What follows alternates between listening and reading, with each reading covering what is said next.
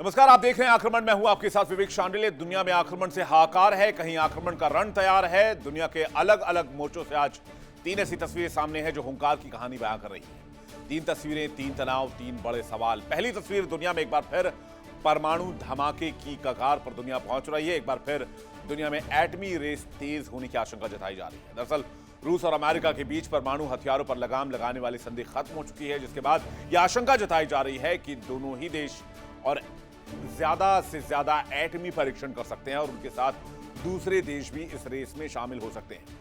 दूसरी तस्वीर, middle east में टेंशन चरम पर है। अमेरिका ने ईरान के आसपास भारी फौज की तैनाती कर दी है। जंगी जहाज, फाइटर जेट्स की तैनाती हो गई है। उधर ईरान भी पलटवार के लिए तैयार है।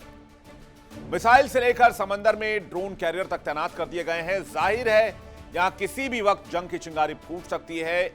एक ट्रिगर पूरे मिडिल ईस्ट को खाक कर सकती है।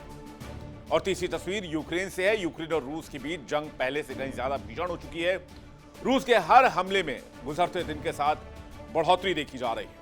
यूक्रेन के ज्यादातर इलाकों में बिजली संकट खड़ा हो चुका है। कड़कड़ाती ठंड के बीच यूक्रेन के लोग शेल्टर होम में रहने को मजबूर हैं।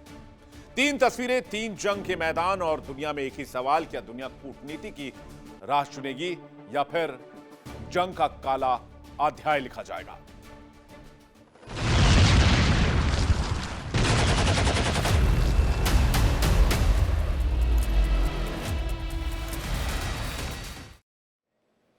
पूरी दुनिया में परमाणु हथियारों की होड़ फिर से शुरू हो सकती है। एक बार फिर से यह आशंका जताई जा रही है क्योंकि अमेरिका और रूस के बीच हुई संधि खत्म हो चुकी है। आशंका है कि दुनिया के दूसरे देश भी पीछे पीछे इस एटमी होड़ में शामिल हो सकते हैं। यानी पूरी दुनिया एक बार फिर से परमाणु हथियारों की ढेर पर नजर आएगी।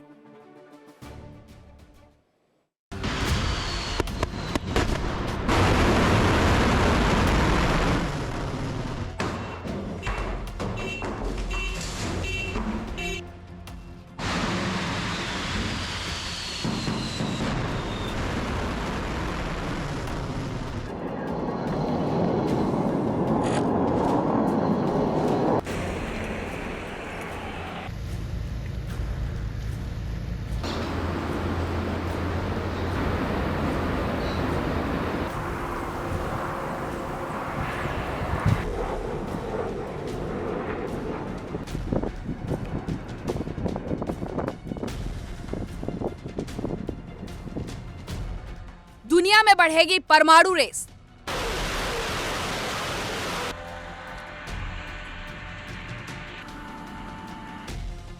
फिर शुरू होगा तबाही का फेज।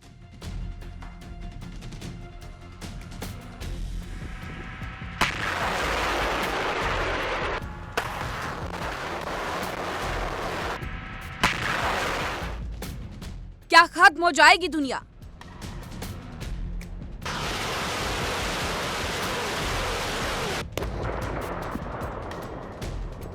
यह सवाल आज बहुत महत्वपूर्ण हो गया है क्योंकि सुपर पावर्स को बांधने वाली जंजीर यानी न्यू स्टार्ट संधि खत्म हो गई है, जिसके बाद यह आशंका जताई जा रही है कि अब परमाणु हथियार की रेस तेज हो गई है। दुनिया को सबसे बड़े खतरे यानी न्यूक्लियर वेपन की रेस से बचाने वाली अमेरिका और रूस के बीच की संधि खत्म हो गई। रूस का कहना है कि समझौते की मियाद आगे बढ़ाने के लिए अमेरिका से संपर्क किया गया था, लेकिन कोई औपचारिक जवाब नहीं आया।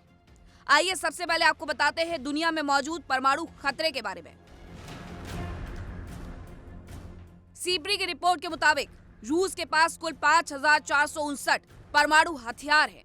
इनमें से 1,718 एटोनॉमिक हथियार तैनात हैं, जबकि अमेरिका के पास 5,277 परमाणु हथियार हैं। इनमें से 1,913 वॉरहेड्स तैनात किए जा चुके हैं, जबकि अमेरिका समेत नेटो देशों के पास 5,772 न्यूक्लियर वेपन है।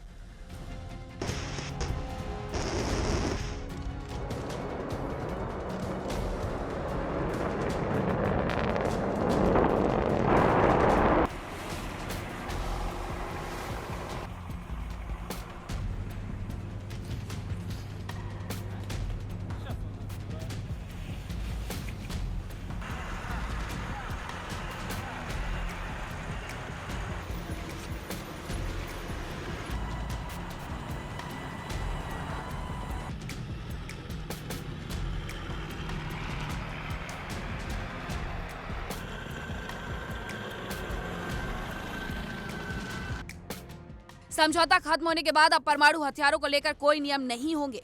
परमाणु शस्त्रागार पर कोई लगाम नहीं होगी। अमेरिका और रूस के बीच कोई समझौता नहीं है, लिहाजा कोई भी डेटा सार्वजनिक नहीं होंगे। न्यू स्टार्ट संधि के तहत 700 मिसाइल और परमाणु सक्षम बम्बर रखने की इजाजत थी, जबकि 800 मिसाइल लॉन्चर रखे जा सकते थे। केव 1550 परमाणु हथियार तैनात करने की इजाजत थी। इसके अलावा एक दूसरे के परमाणु हथियारों की जांच भी की जा सकती है।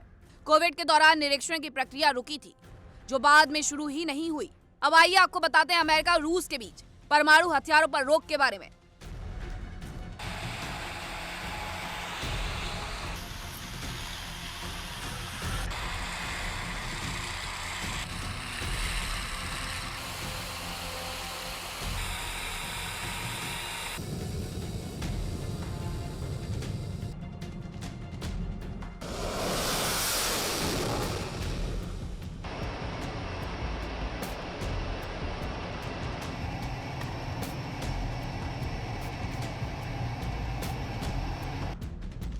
उन्नीस में स्टार्ट संधि पर हस्ताक्षर हुए थे। नए परमाणु हथियार न बनाने पर सहमति। 2010 का न्यू स्टार्ट भी महत्वपूर्ण समझौता था। 2021 में संधि की म्याद 5 साल के लिए बढ़ी। 5 फरवरी 2026 को रूस और अमेरिका में परमाणु संधि खत्म हुई।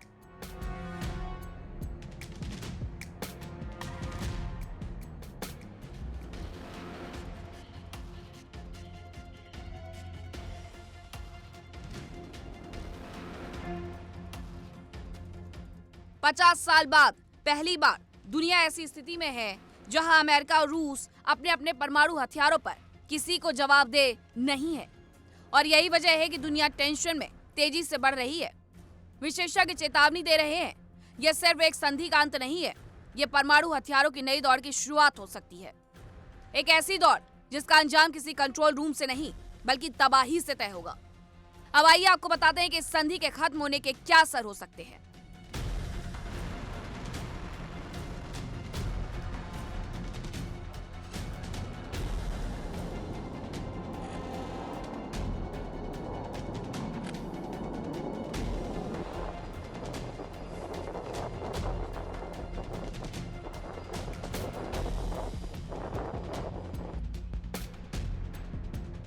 उन्नीस सौ 1970 की न्यूक्लियर अप्रसार संधि एनपीटी पर खतरा आ सकता है। एनपीटी संधि की इस साल के अंत में समीक्षा होनी है। एनपीटी में गैर न्यूक्लियर देशों ने परमाणु बम नहीं बनाने का दावा किया था। अमेरिका रूस डील के खत्म होने से एनपीटी की नींव कमजोर हो गई है। अमेरिका और रूस फिर से अपने न्यूक्लियर हथियारों को बढ़ाना शुरू कर सकते हैं, जबकि गैर न्यूक्लियर देश भी न्यूक्लियर हथियारों की ओर कदम बढ़ाएंगे।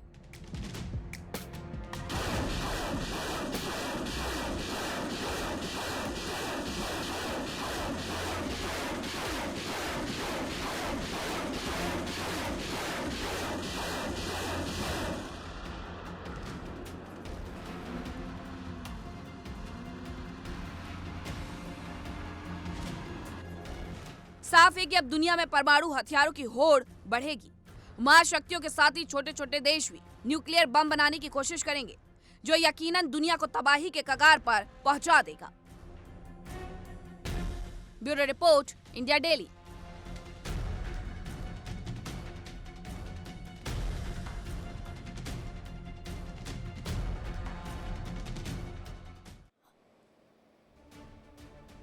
मिडिल ईस्ट जंग की कगार पर नजर आ रहा है। ईरान और अमेरिका आमने सामने हैं। अरब सागर और होर्मुज स्ट्रेट में सैन्य तनाव बढ़ रहा है। अमेरिका ने भारी संख्या में जवानों की तैनाती मिडिल ईस्ट के करीब कर दी है, तो वहीं दूसरी ओर ईरान भी पुख्ता तैयारी के साथ खड़ा है। न झुकने को तैयार है, न दबने को तैयार है, और ईरान अमेरिका को ललकार रहा है।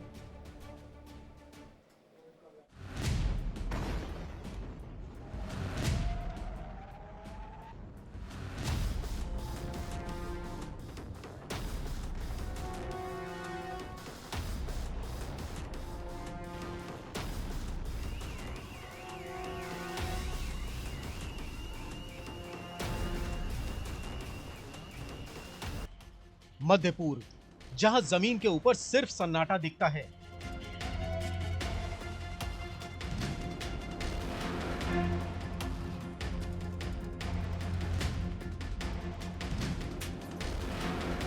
लेकिन जमीन के नीचे छिपा है तबाही का पूरा शहर।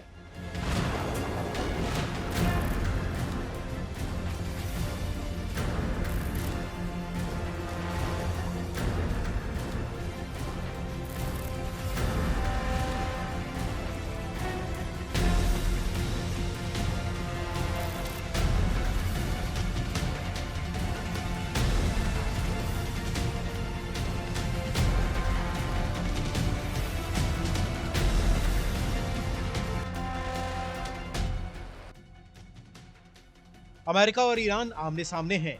जंग की आशंका है, धमकियां खुली हैं और मिसाइलें तैयार खड़ी है।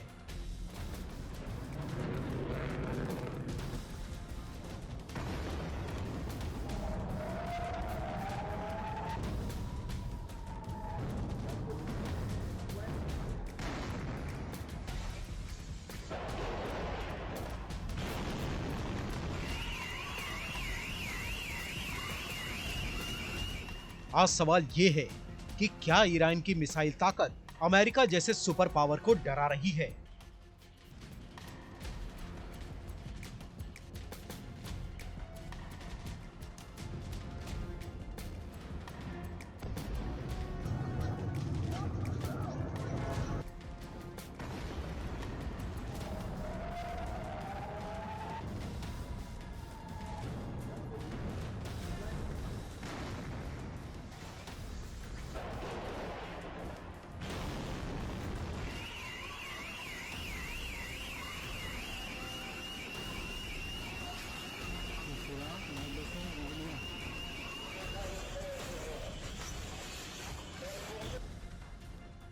अमेरिका और ईरान ओमान में परमाणु मुद्दे पर बातचीत फिर शुरू करने को तैयार हैं, लेकिन बातचीत से पहले ही ईरान ने साफ कर दिया है कि उसका बैलिस्टिक मिसाइल प्रोग्राम एक रेड लाइन है।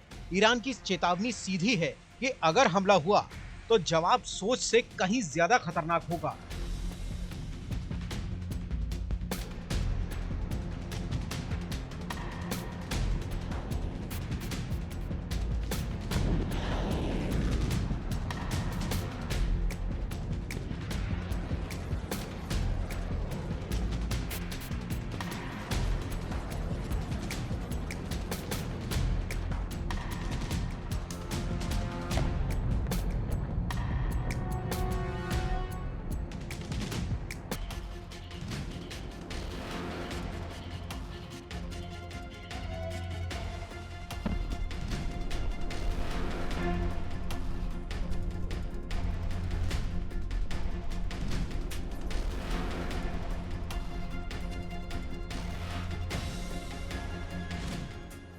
और इस चेतावनी के पीछे ईरान की वो ताकत है जो जमीन के नीचे छिपी है। जून 2025 में इजराइल और ईरान के बीच 12 दिनों का युद्ध हुआ, जिसमें दुनिया ने पहली बार ईरानी मिसाइलों की ताकत देखी। ईरान ने इजराइल पर बैलिस्टिक मिसाइलों की बौछार कर दी।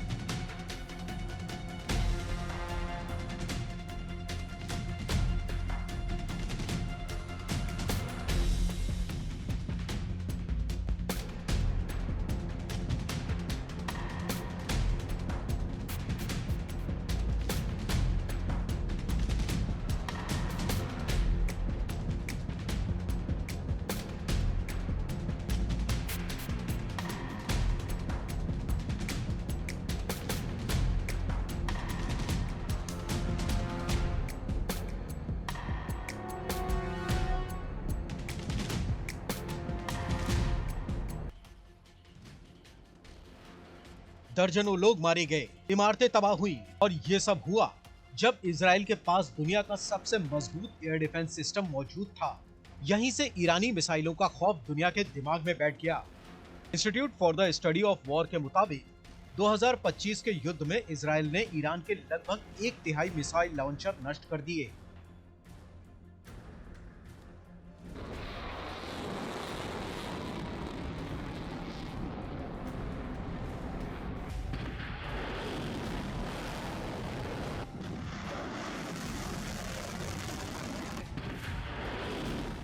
लेकिन ईरान का दावा कुछ और ही है।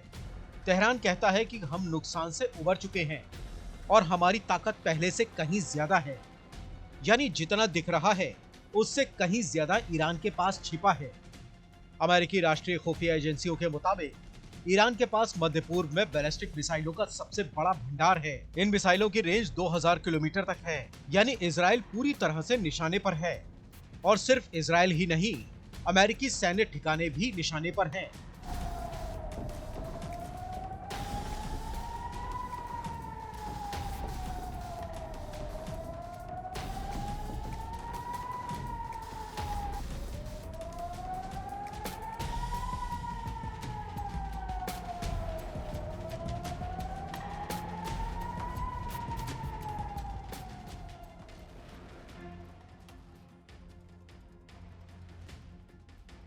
ईरान की सबसे बड़ी ताकत हवा में नहीं, जमीन के नीचे है। ईरान ने कम से कम 5 भूमिगत मिसाइल सिटी बना रखे हैं। तेहरान के आसपास करमानशाह, सेमनान, ये वो जगह है जहां मिसाइलें पहाड़ों के नीचे छिपाकर रखी गई हैं। युद्ध की स्थिति में यहीं से मौत उड़ान भर सकती है।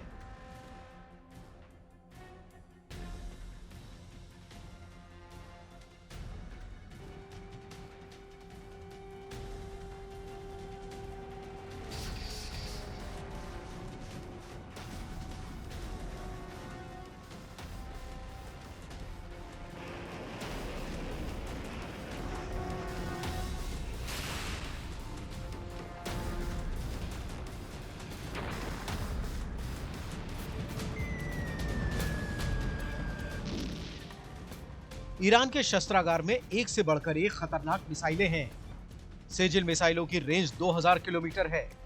इमाद मिसाइलों की रेंज 1700 किलोमीटर है। गदर की रेंज 2000 किलोमीटर, शहाब 3 की पहुंच 1300 किलोमीटर, खुर्रम शहर की रेंज 2000 किलोमीटर है। होवेजोह की रेंज तकरीबन 1350 किलोमीटर है।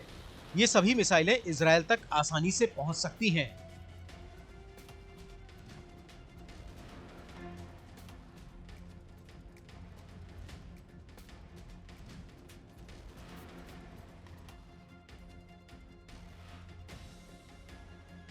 अप्रैल 2025 में ईरान के न्यूज आउटलेट ISNA ने एक ग्राफिक जारी किया जिसमें 9 ऐसी मिसाइलें दिखाई गई जो इजराइल तक मार कर सकती हैं।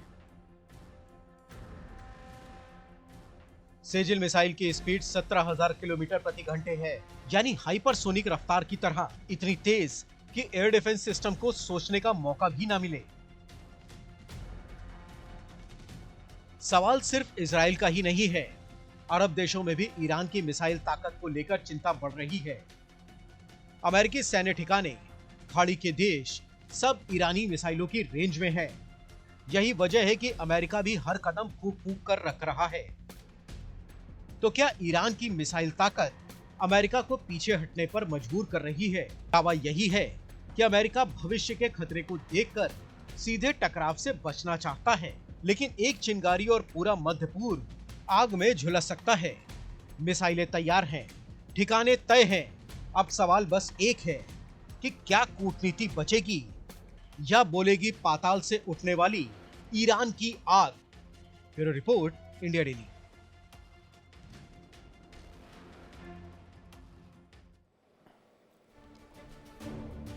अमेरिका और ईरान के बीच तनाव खतरनाक स्तर पर है। ईरान का दावा है कि स्ट्रेट ऑफ हॉर्मुज पर उसका पूरा कंट्रोल है। उधर अमेरिका की चेतावनी है कि किसी भी उकसावे पर खड़ी और निर्णायक कार्रवाई होगी। अरब देश डरे हुए हैं, अरब लीग बेचैन है। पूरी दुनिया एक ही सवाल पूछ रही है, क्या मिडिल ईस्ट एक और बड़ी जंग के मुहाने पर खड़ा है?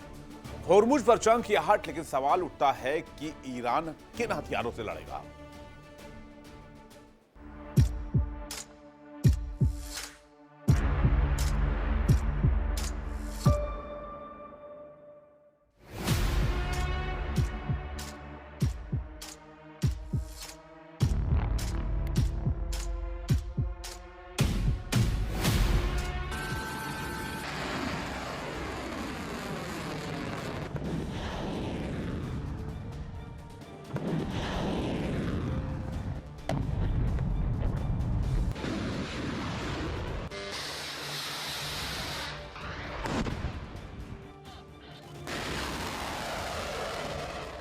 डोनाल्ड ट्रंप की धमकियों को ईरान ने दिखा दिया ठेंगा और जवाब में हॉर्मुज की खाड़ी में जंग की तैयारी शुरू हो गई।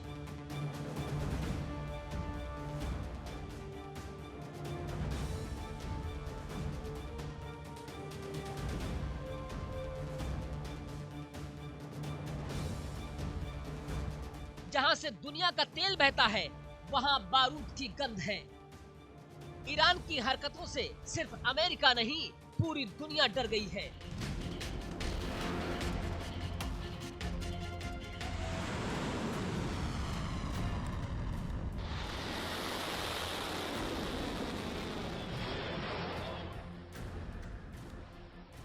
अरब देशों में हलचल है, तेज बाजार कांप रहा है, समुद्री रास्ते अलर्ट पर है।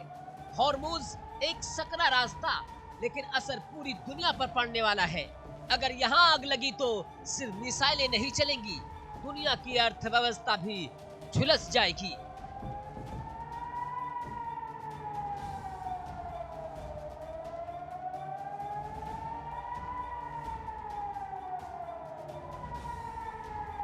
ईरान साफ कह चुका है कि दबाव में झुकने वाला नहीं। अमेरिका ताकत दिखा रहा है, युद्धपोत तैनात है, फाइटर जेट्स तैयार हैं, दोनों तरफ टकराव की मुद्रा है और बीच में पूरी दुनिया सांस रोके खड़ी है। मतलब साफ है, अब सिर्फ जंग की मुनादी बाकी है और अगर ये आग भड़की तो तबाही और बर्बादी सीमाओं में नहीं बंधेगी।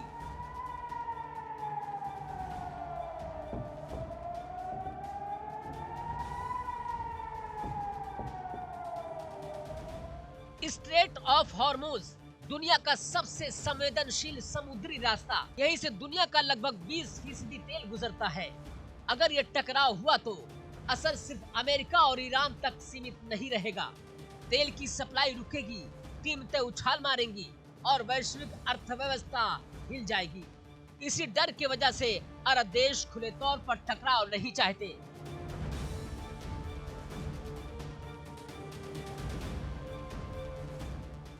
ट्रंप ने खुद ऐलान किया कि ईरान की ओर पहले से ज्यादा बड़ा नौसैनिक बेड़ा भेजा जा रहा है, यानी एयरक्राफ्ट कैरियर, मिसाइल डिस्ट्रॉयर्स और फाइटर जेट्स।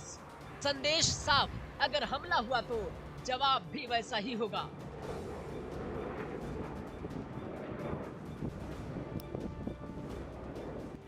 लेकिन ईरान भी पीछे हटने को राजी नहीं।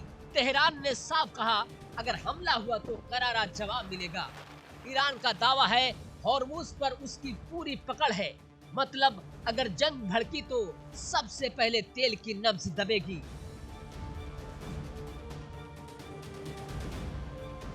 कुछ और बताएं उससे पहले ईरान की कमजोरी समझते हैं। ईरान के पास करीब 6 लाख सैनिक हैं। इसके अलावा रिवॉल्यूशनरी गार्ड में लगभग 2 लाख जवान हैं। लेकिन समस्या यह है, ईरान के ज्यादातर सैन्य उपकरण पुराने हैं। आज भी कई हथियार सोवियत दौर के हैं।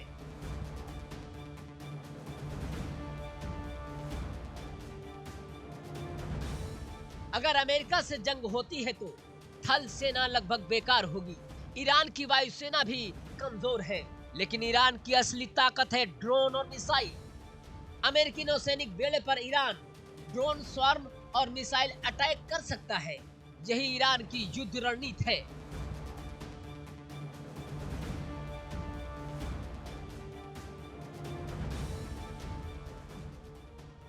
ईरान के पास मध्यम और लंबी दूरी की कई मिसाइलें हैं। शहाब 1330 किलोमीटर की रेंज, शहाब 2 500 किलोमीटर तक मार, 770 किलोग्राम का पेलोड। ये मिसाइलें मिडिल ईस्ट के कई ठिकानों को निशाना बना सकती हैं।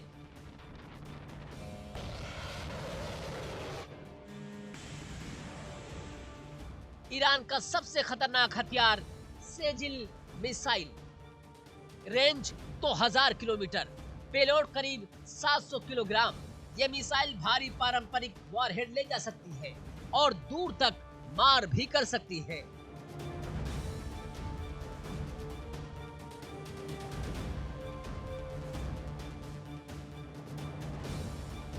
पिछले साल जून की जंग में ईरान ने हाइपरसोनिक फतेह मिसाइल दागने का दावा किया।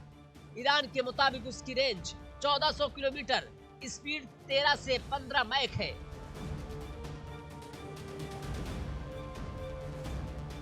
IRGC का दावा कि ये मिसाइलें किसी भी एयर डिफेंस सिस्टम को चीर सकती हैं। अब बात ईरान की रक्षा की। ईरान ने रूस का रेजोनेंस NE रडार तैनात किया है। दावा है कि 600 किलोमीटर दूर से स्टील्थ विमान पकड़ सकता है।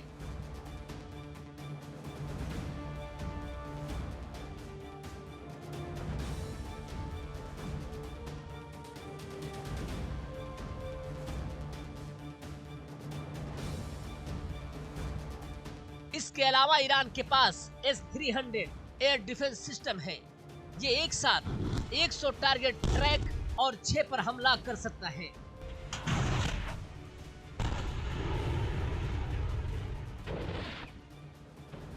ईरान की सबसे चर्चित ताकत शाहिद ड्रोन, रफ्तार 185 किलोमीटर प्रति घंटा, रेंज 970 से 1500 किलोमीटर।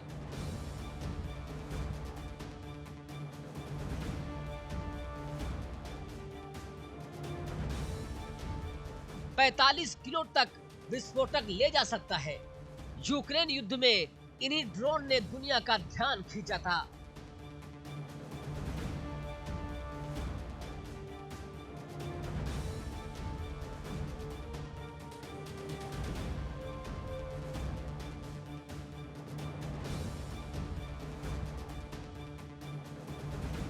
तो तस्वीर साफ है, अमेरिका के पास बेहद आधुनिक सेना है, लेकिन ईरान के पास असीमित वार की ताकत है। हॉर्मोज की एक चिंगारी पूरी दुनिया को आग में झोंक सकती है।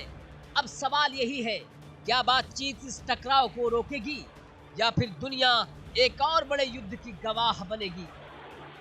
क्योंकि अगर अमेरिका और ईरान टकराए तो असर सीमाओं में नहीं रुकेगा।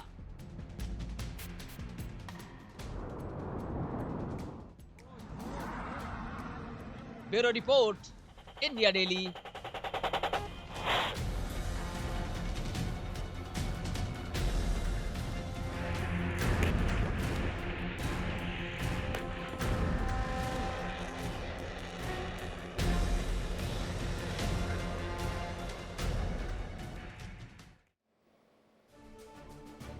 अमेरिका और ईरान के बीच तनाव चरम पर है और इस बीच अरब सागर में चीन ने नई हलचल पैदा कर दी है।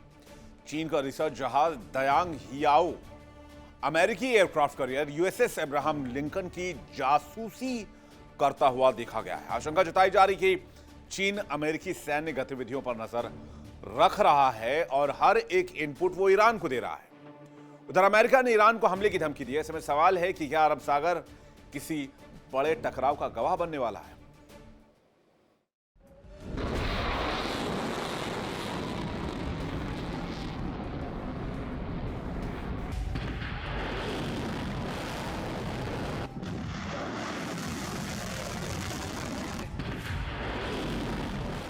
ईरान और अमेरिका के बीच बढ़ता तनाव अब सिर्फ दो देशों की लड़ाई नहीं रहा।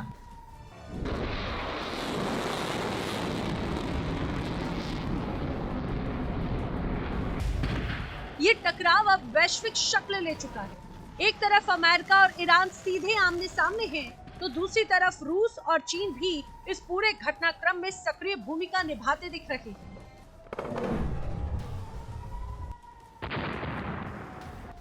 अरब सागर में चीन की मौजूदगी ने इस तनाव को और पेचीदा बना दिया है।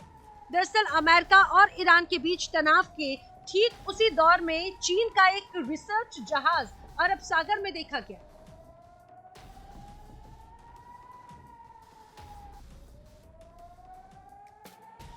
इस जहाज का नाम है दायांग हियाओ, जिसे ओशान नंबर 1 के नाम से भी जाना जाता है।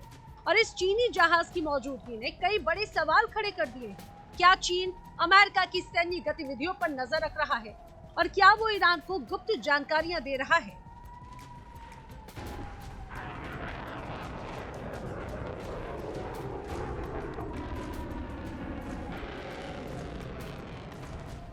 शिप ट्रैकिंग डेटा के अनुसार चीन का ये रिसर्च जहाज 19 दिसंबर से भारत के पश्चिम में अरब सागर क्षेत्र में सर्वे कर रहा है। और खास बात यह है कि ये चीन का पहला आधुनिक समुद्री वैज्ञानिक रिसर्च जहाज है।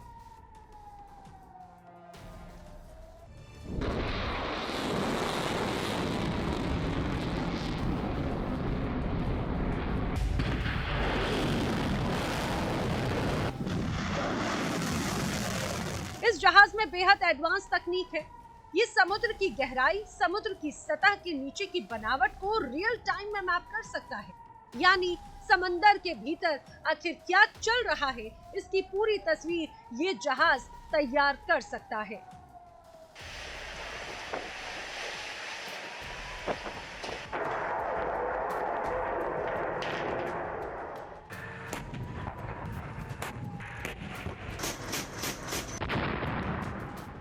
सिर्फ इतना ही नहीं, ये जहाज समंदर में होने वाली असामान्य आवाजों की निगरानी करने में भी सक्षम है।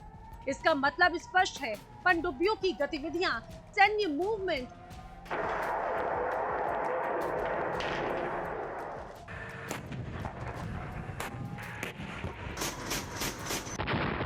और अंडर वाटर ऑपरेशन सब पर नजर रखी जा सकती है। इसके अलावा इस जहाज में सैटेलाइट कम्युनिकेशन और वायरलेस इंटरनेट जैसी सुविधाएं भी मौजूद हैं, यानी जो भी डेटा इकट्ठा किया जाए वो तुरंत बीजिंग तक पहुंच सकता है। अब सवाल उठता है कि ये चीनी जहाज ईरान के तट से कितना दूर है। ओपन सोर्सेज इंटेलिजेंस एक्सपर्ट्स के अनुसार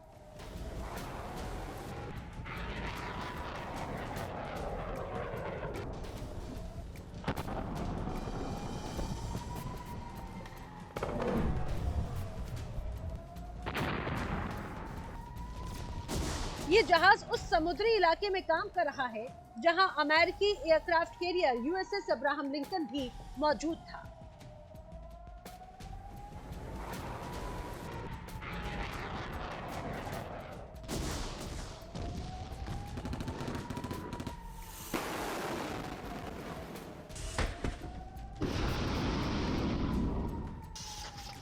हालांकि दोनों जहाजों के बीच सटीक दूरी साफ नहीं हो पाई, लेकिन इतना जरूर है कि ये चीनी रिसर्च जहाज अमेरिकी सैन्य गतिविधियों के काफी करीब देखा गया।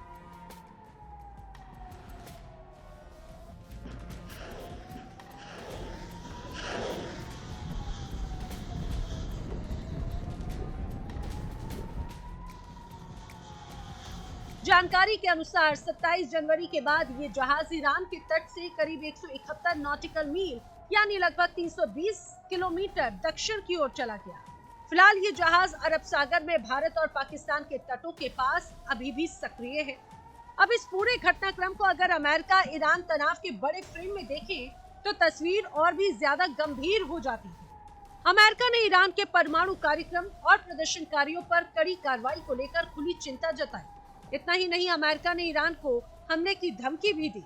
राष्ट्रपति डोनाल्ड ट्रंप के आदेश पर यूएसएस अब्राहम लिंकन को दक्षिण चीन सागर से मिडिल ईस्ट भेजा गया।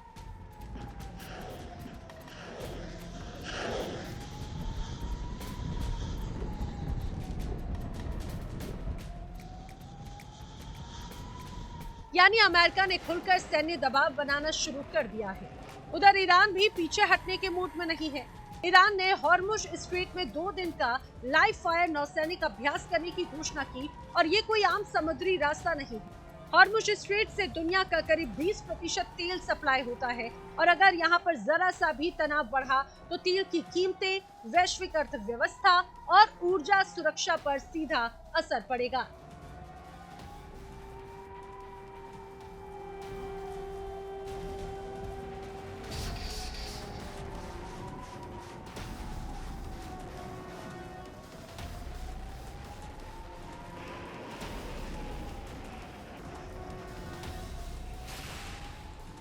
चीन ने इस पूरे मामले में ऊपर से संतुलित रुख अपनाया है। चीन के विदेश मंत्री वांग यी ने कहा कि चीन बातचीत के जरिए विवाद सुलझाने का समर्थन करता है।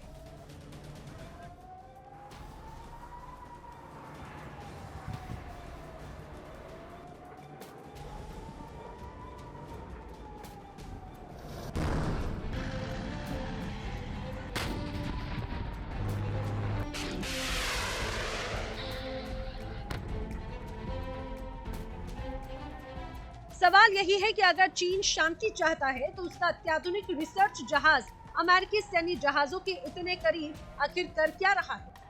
याद दिला दें कि चीन और ईरान ने साल 2016 में रणनीतिक साझेदारी समझौता किया था और इस समझौते में रक्षा सहयोग बढ़ाने पर भी सहमति बनी। यानी चीन और ईरान के रिश्ते सिर्फ आर्थिक नहीं बल्कि रणनीतिक और सैन्य भी है।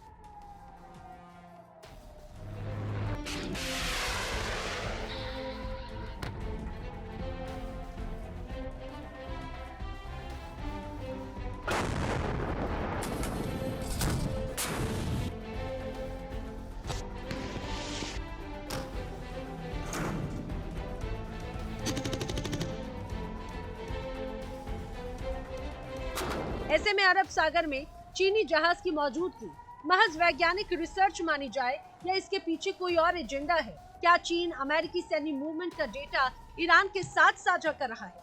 क्या ये भविष्य के किसी बड़े टकराव की तैयारी है? और सबसे बड़ा सवाल, क्या अमेरिका, ईरान, चीन और रूस के बीच ये शक्ति प्रदर्शन दुनिया को एक नई जंग की ओर ले जा रहा है? हालात बेहद पेचीदा हैं, सवाल बहुत सारे हैं और जवाब अभी धुंध में छिपे हुए हैं।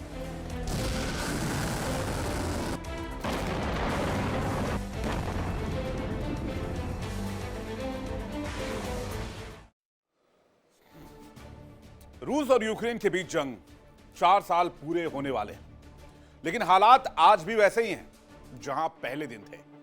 बारूद, मिसाइलें, ड्रोन, लगातार बढ़ती तबाही और दोनों तरफ हजारों जानें जा चुकी हैं। सैकड़ों शहर उजड़ चुके हैं, लेकिन न रूस रुकने को तैयार है और न ही यूक्रेन पीछे हटने को।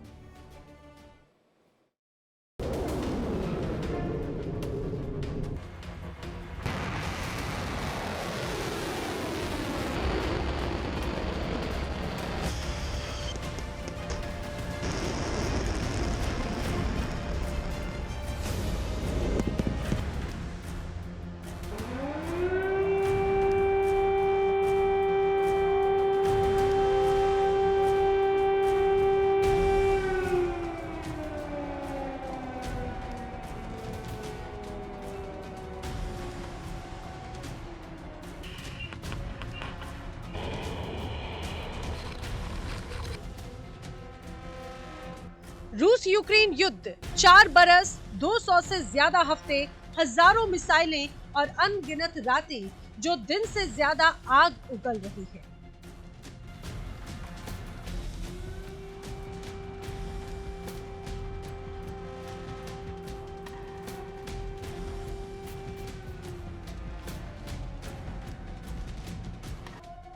लेकिन जंग अभी भी जहां थी, आज भी वही खड़ी है। ना गोलों का शोर रुका, ना मशीन गनों का कहर थमा।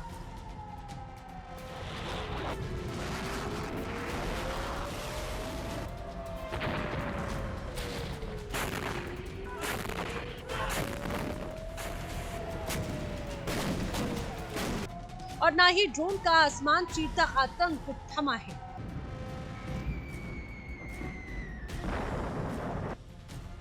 क्योंकि एक तरफ है व्लादिमीर पुतिन, जो किसी भी कीमत पर पीछे हटने को तैयार नहीं, और दूसरी तरफ है ज़ेलेंस्की, जो घुटने टेकने से इनकार कर चुके हैं। अब युद्ध महज सीमा की लड़ाई नहीं, ये 2 इच्छा शक्ति, 2 रणनीतियों और 2 जिदों की टकराव बन चुका है।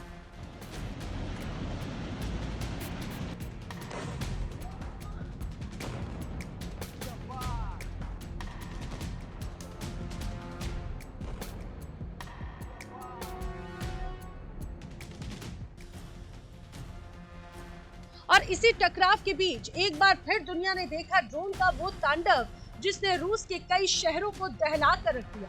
यूक्रेन ने एक बार ये हमला किया वोरोनिश पर, स्मोलेंस्क पर, और यहाँ तक कि मॉस्को के ऊपर भी ड्रोन बरसाए जाने की खबरें सामने आई। पूरे रूस में रात भर अलर्ट रहा, आसमान में आग के गोलों का नाच और जमीन पर धमाकों की गूंज।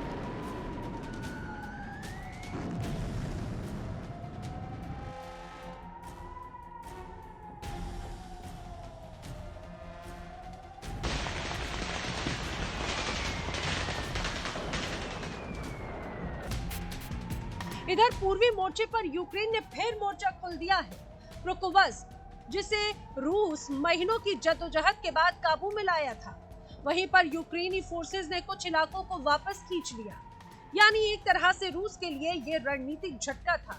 लेकिन कहानी यही खत्म नहीं होती, क्योंकि दूसरी तरफ रूस ने भी ऐसा पलटवार किया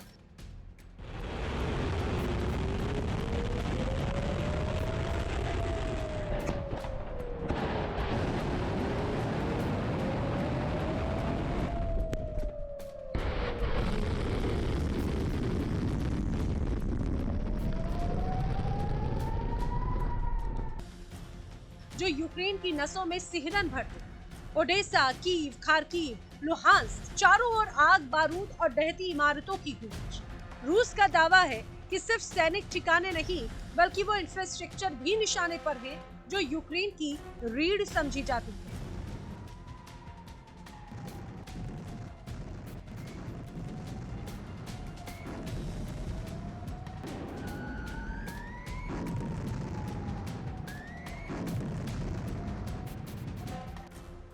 यूक्रेन में बिजली सप्लाई तबाह है, गैस लाइनें सन्नाटे में हैं और कड़कड़ाती ठंड में हजारों परिवार अंधेरे में। युद्ध का सबसे बड़ा हथियार कभी कभी बंदूक नहीं बल्कि ठंड होती है और इस बार वही हथियार रूस ने चला दिया है। ज़ेलेंस्की पर दबाव पहले भी कभी इतना नहीं रहा। फ्रंट लाइन पिघल रही है, आर्थिक मोर्चा चरमराया हुआ है, पश्चिमी मदद की रफ्तार भी अब पहले जैसी तेज नहीं है।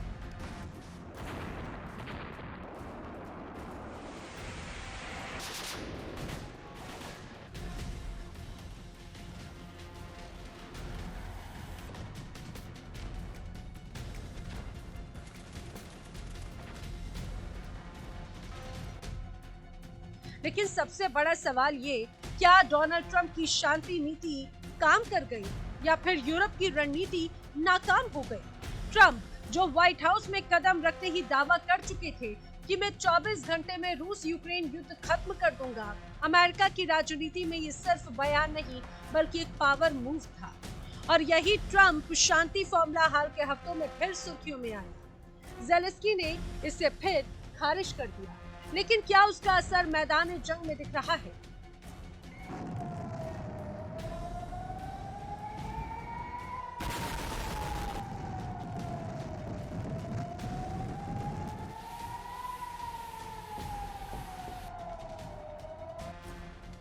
ट्रंप की सोच है कि यूक्रेन को अनंत मदद नहीं बल्कि बातचीत जरूरी है। यूरोप कहता रहा रूस को रोकना ही दुनिया की सुरक्षा है, लेकिन 4 साल बाद जब दोनों तरफ तबाही ही तबाही है, दुनिया पूछ रही है क्या यूरोप की रणनीति अब ढह रही है? क्योंकि यूरोप के कई देशों में यूक्रेन के लिए समर्थन कम हुआ।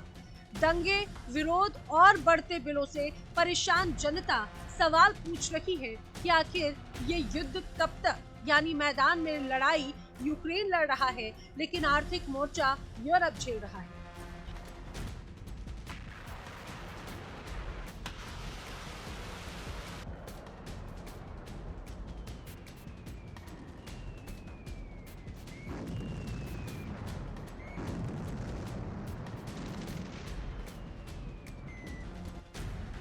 इधर रूस लगातार आगे बढ़ रहा है, कभी डॉनबास, कभी खार्किव के बाहर, कभी दक्षिणी मोर्चे पर यूक्रेनी सप्लाई लाइन काटकर। पुतिन की सेना भले ही भारी कीमत चुका रही हो, लेकिन पीछे हटने के कोई संकेत नहीं देती। यूक्रेन का पलटवार ड्रोन, मिसाइल और स्पेशल ऑपरेशंस पर टिक गया। रूस की जमीन पर हमले युद्ध को एक नए दौर में धकेल रहे हैं, जहां अब कोई भी लाइन सुरक्षित नहीं, कोई शहर दूर नहीं और कोई रात शांत नहीं। सवाल ये भी है, क्या ये ड्रोन युद्ध भविष्य की जंगों का ट्रेलर है, जहां सैकड़ों मशीनें आकाश से बरसकर एक शहर की नसों को मिनटों में काट सकती हैं? रूस यूक्रेन युद्ध इस नई तकनीकी दहशत का सबसे बड़ा उदाहरण बन चुका है।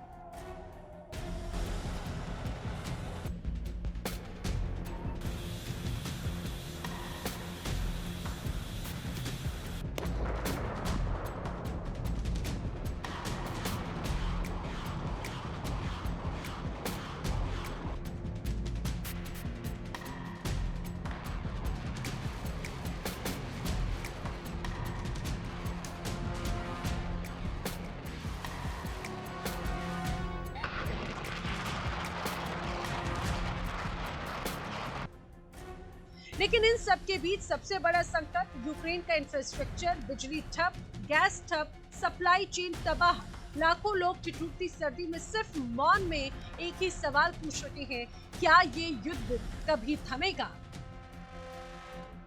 एक तरफ है पुतिन जो अपनी सुरक्षा बेल्ट बढ़ाने के लिए प्रतिबद्ध बताए जाते हैं, दूसरी तरफ ज़ेलेंस्की जो यूरोप और अमेरिका के सहारे लड़ाई में टिक रहे हैं, और बीच में अमेरिका जहां इस वक्त शांति प्लान पर जोर है और आखिर में यूरोप जो धीरे धीरे थक रहा है। यानी जंग सिर्फ टैंकों और ड्रोन की नहीं, जियोपॉलिटिक्स, इकोनॉमी और पावर प्ले की भी है।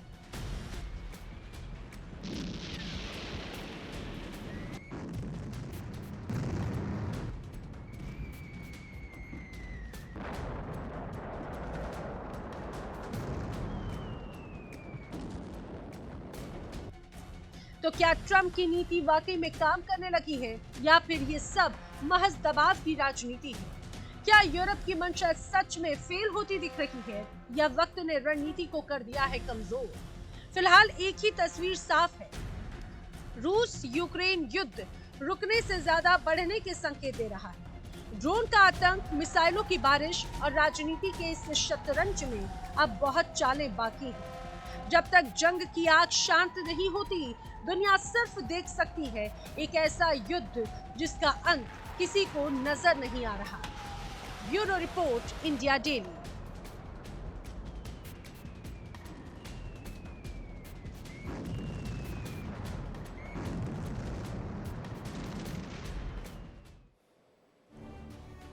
रूस यूक्रेन युद्ध एक बेहद खतरनाक मोड़ पर है। दोनों ओर से बमबारी जारी है। रूस के हमले से यूक्रेन दहल रहा है।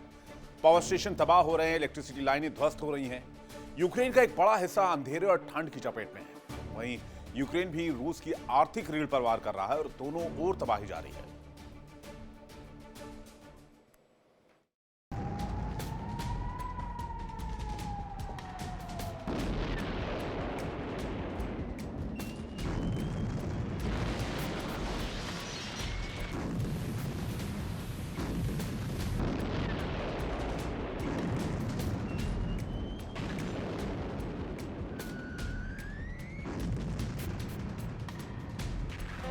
रूस यूक्रेन जंग का नया विस्फोटक अध्याय है।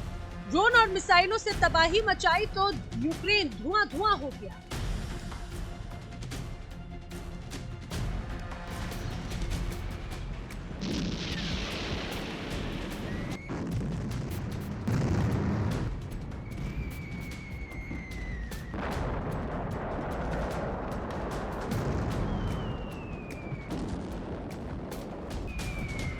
यूक्रेन ने पेश किया एआई वाला घातक हथियार स्वार्म ड्रोन।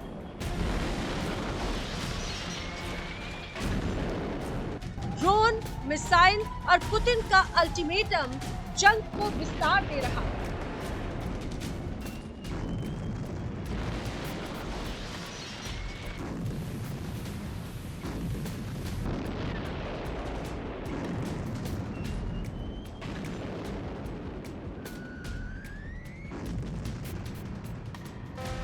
युद्ध के मैदान पर आग बरस रही है, आसमान से मौत बरस रही है और जमीन पर जिंदगियां तबाह हो रही हैं।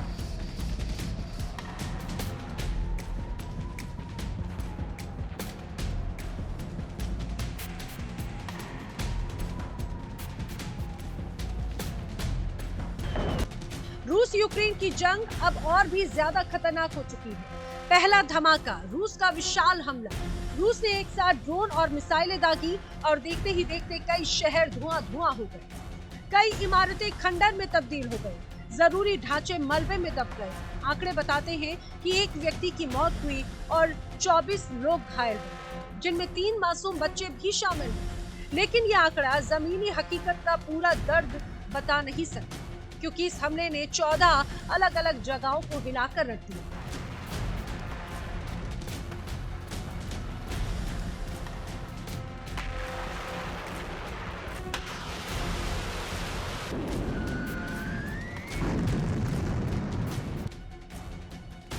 दूसरी तरफ पुतिन की एक नई चाल भी सामने आ गई है। रूसी राष्ट्रपति व्लादिमीर पुतिन का कहना है कि जंग को बातचीत से खत्म करो, वरना मैं बलपूर्वक खत्म कर दूंगा। उनका दावा है कि वो शांति चाहते हैं, लेकिन शर्त यह है कि यूक्रेन मॉस्को से उनकी शर्तों पर चर्चा करे।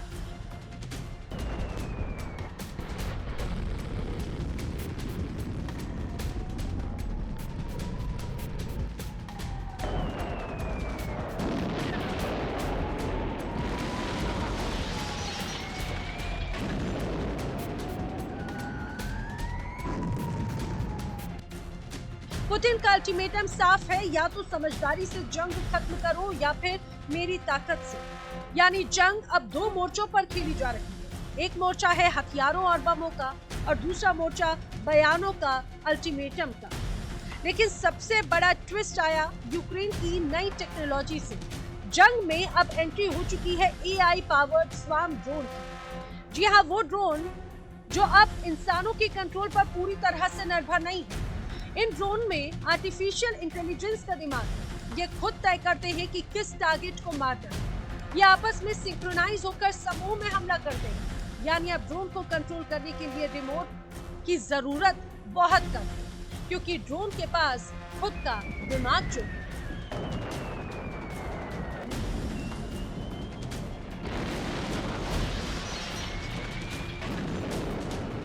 विशेषज्ञ कह रहे हैं कि ये जंग के भविष्य का ट्रेलर है। एआई से चलने वाले ड्रोन झुंड में उड़ते हैं, बाधाओं को खुद पहचान कर रास्ता बदल लेते हैं और तय कर लेते हैं कि कौन सा ड्रोन किस टारगेट को ध्वस्त करेगा। यानी मैदान पर अब एक रोबोटिक आर्मी खड़ी हो रही है। शायद यूक्रेन दुनिया का पहला देश बन गया जिसने युद्ध में इस तरह के ड्रोन का इस्तेमाल किया, और इसका मतलब है जंग अब सिर्फ इंसानों के बीच नहीं, मशीनें भी मोर्चों पर उतारूंगी। इंडिया डेली अब आपकी स्मार्ट टीवी पर भी मौजूद है। इंडिया डेली 24/7 देखिए अपने स्मार्ट टीवी पर लाइव और लगातार।